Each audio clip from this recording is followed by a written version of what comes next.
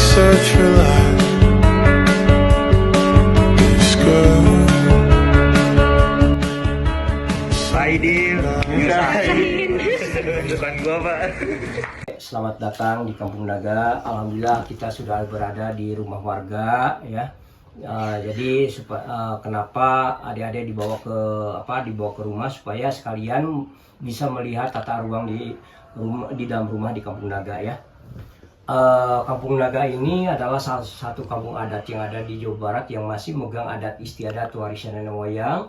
Alhamdulillah untuk warga Kampung Naga secara turun-temurun masih menjaga amanat dan wasiat dari nenek moyang itu yang dipegang teguh oleh warga Kampung Naga gitu ya.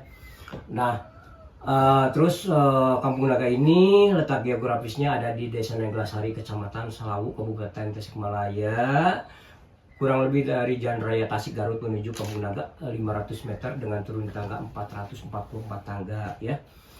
Terus Kampung Naga ini bukan objek wisata. Kampung Naga ini kampung adat. Kalau dibedakan, objek wisata adalah tontonan, kalau di adat adalah tuntunan. Jadi untuk tamu yang berkunjung Kampung Naga tidak sebebas di tempat wisata. Ada aturan-aturan mana yang boleh, mana yang tidak buat pengunjung. Nah seperti itu ya. Terus juga Kampung Naga ini dipimpin oleh dua lembaga. Ada lembaga adat, lembaga pemerintahan. Lembaga adat itu ada 3 orang, yaitu strukturnya tertinggi kuncen. Kuncen yaitu pemangku adat dan orang yang memimpin upacara adat. Terus dibantu oleh lebih adat. Lebih adat di sini tugasnya di bidang keagamaan. Misalkan kalau ada orang yang meninggal, dari mulai mandikan mayit sampai menguburkan, tugas lebih adat. Terus ada punduh adat. Nah yang ketiga punduh adat tugasnya di bidang humas. Artinya kalau ada kegotong royongan menyambut renovasi masjid, balai kampung atau pagar luas area pagar ini Kampung Naga ini, maka untuk menentukan waktu ngasih informasi ke warga lainnya yaitu tugas punduh adat. Yang 3 orang tadi sistemnya turun-temurun tidak dipilih oleh warga. Sedangkan lembaga pemerintahan RT RW kepala dusun dipilih oleh warga ya. Nah terus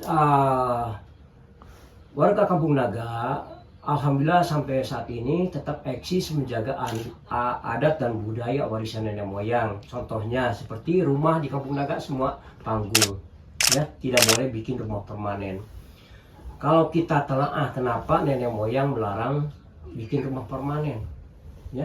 Kalau seandainya bisa bikin rumah permanen maka akan kehilangan, tradisinya akan hilang dan juga akan ada persaingan hidup dan sesama. Adik-adik datang ke Kampung Naga bisa kalau seandainya bebas ya bikin rumah permanen, tidak bisa membedakan mana si kaya mana si miskin. Kalau seperti rumah bentuk panggung seperti ini.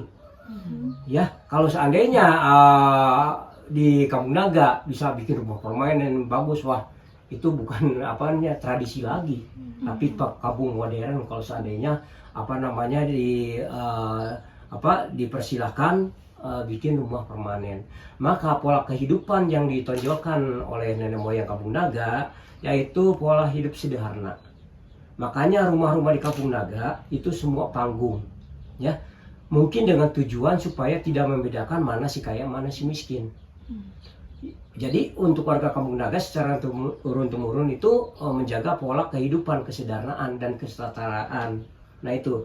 Terus juga tidak boleh menggunakan listrik. Kalau seandainya menggunakan listrik ceritanya lain. Mungkin gini, kalau seandainya menggunakan listrik, maka akan kehilangan tradisinya, akan hilang.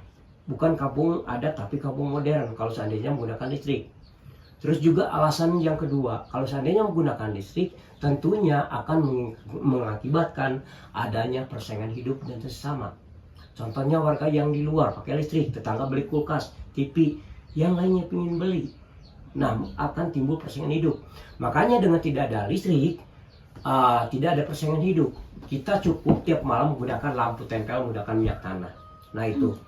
Terus juga bahan-bahan yang digunakan di Kampung Naga semuanya hampir 90% dari alam, kecuali kaca paku mungkin itu dibeli dari toko bangunan. Terus untuk atap juga kita beli dari gunung karena di sini jarang pohon aren gitu ya.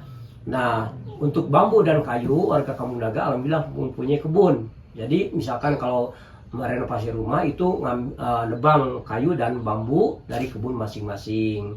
Nah, untuk kalau misalkan waktu ada keluarga yang renovasi rumah itu dibantu bersama-sama.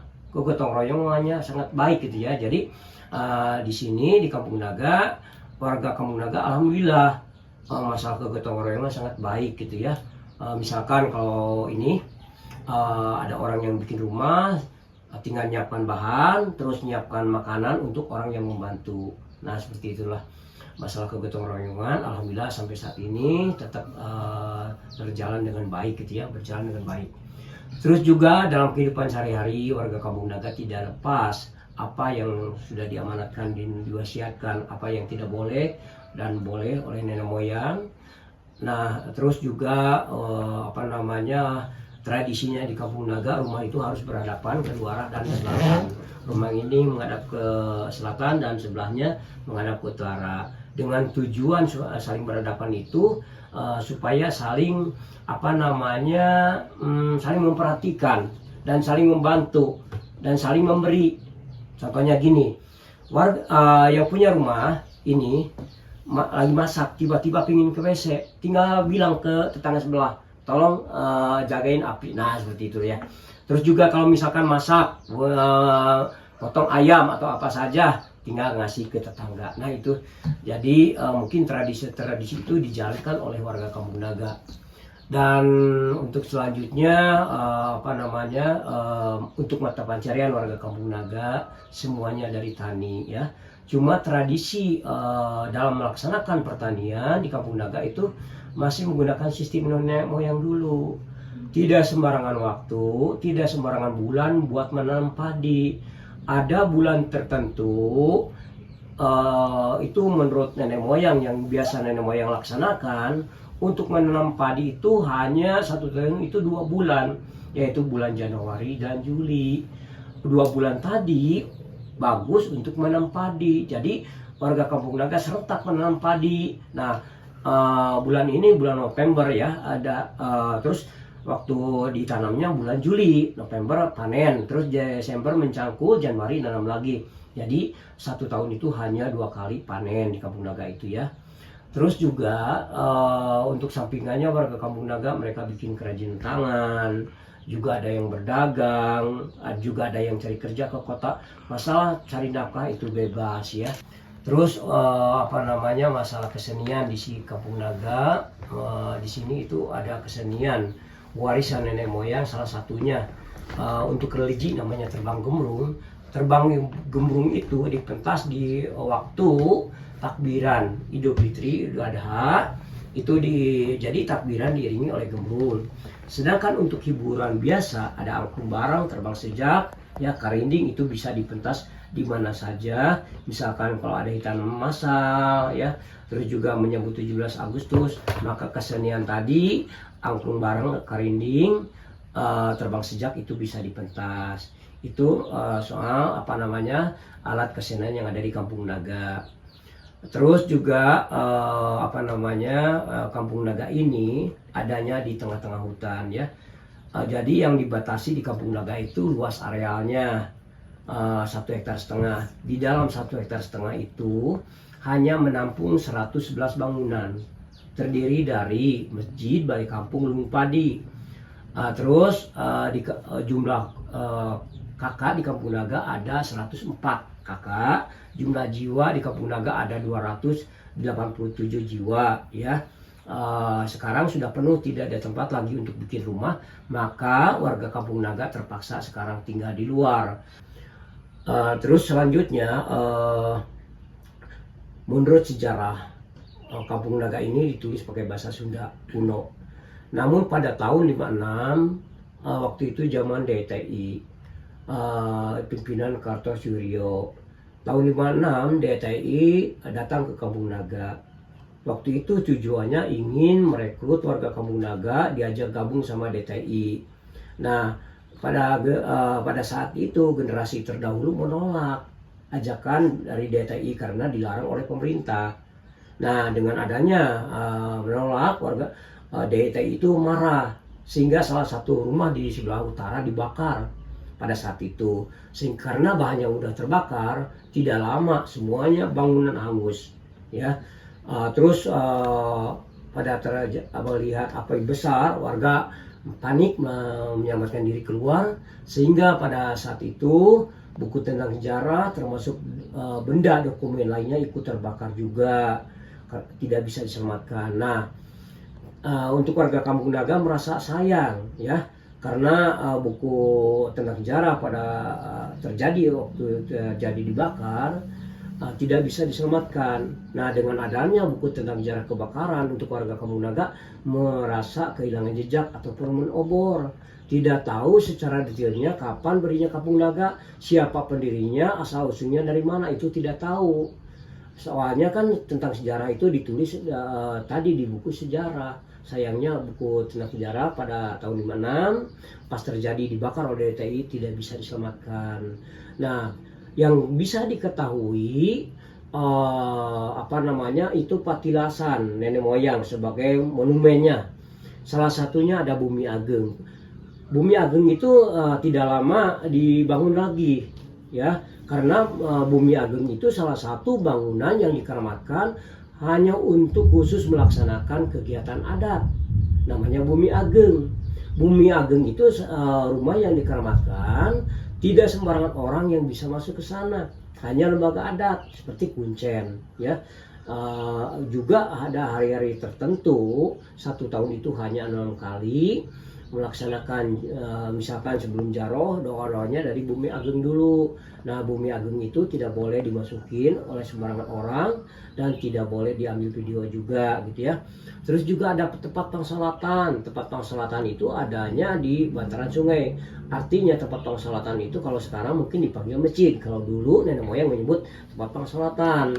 Nah, itu dipagar oleh pekar bambu, nanti bisa lihat juga. Terus yang ketiga ada Panglitan. Panglitan itu salah satu bangunan yang dipakai untuk menyimpan stok pangan, ya, untuk menghadapi masa kemarau atau paceklik, gitu ya. Jadi nenek moyang sudah memberikan contoh teladan gimana cara untuk menyiapkan makanan, yaitu disimpannya di Panglitan. Nah, kalau sekarang mungkin di Pagi Lumbung. Nah, itulah tempat-tempat patilasan nenek moyang. Jadi tempat itu tidak sembarangan orang yang bisa masuk ke sana, hanya lembaga adat, gitu ya. Nah, terus asal usul nama Kampung Naga juga diambil dari bahasa Kirata. Kebetulan posisi Kampung Naga adanya di bawah tebing. Artinya dalam bahasa Sundanya tebing itu gawir. Nah, itu di kampung di bawah tebing, maka artinya dalam bahasa Sundanya Kampung Nagawir. Nah, itu diambil naganya saja, gitu ya.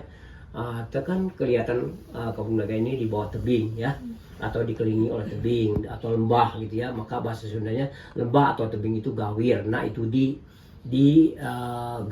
Nagawir, jadi diambil naganya saja. Nah, itu asal usul nama Kampung Naga, ya. Terus untuk warga Kampung Naga sendiri dalam melaksanakan kegiatan apapun, ya, mau menikahkan atau bikin rumah, kegiatan apapun selalu dihitung timingnya yang bagus, tidak sembarangan waktu yang dipakai untuk melaksanakan. Misalkan hitanan, ya, pernikahan atau mau bikin rumah, itu juga selalu dihitung waktunya. Ada orang yang ahli bisa hitung-hitungan untuk menghitung hari baik untuk melaksanakan, contohnya pernikahan atau hitanan. Nah, seperti itu, ya. Jadi tidak sembarangan waktu yang dipakai. Jadi ada misalnya ada hitung-hitungan, gitu ya. Orang yang ahli bisa hitung-hitungan. Misalkan mau menikah anaknya misalkan malam apa harus tunangan. Terus mau seserahan itu keluarga laki-laki datang ke keluarga perempuan harus jam berapa, itu selalu dihitung waktunya, gitu ya. Jadi tradisi dari nenek moyang itu untuk warga Kampung Naga selalu dilaksanakan, karena mungkin nenek moyang sudah memberikan contoh teladan untuk kehidupan di dalam memegang adat istiadat warisan dari nenek moyang Kampung Naga, seperti itu ya.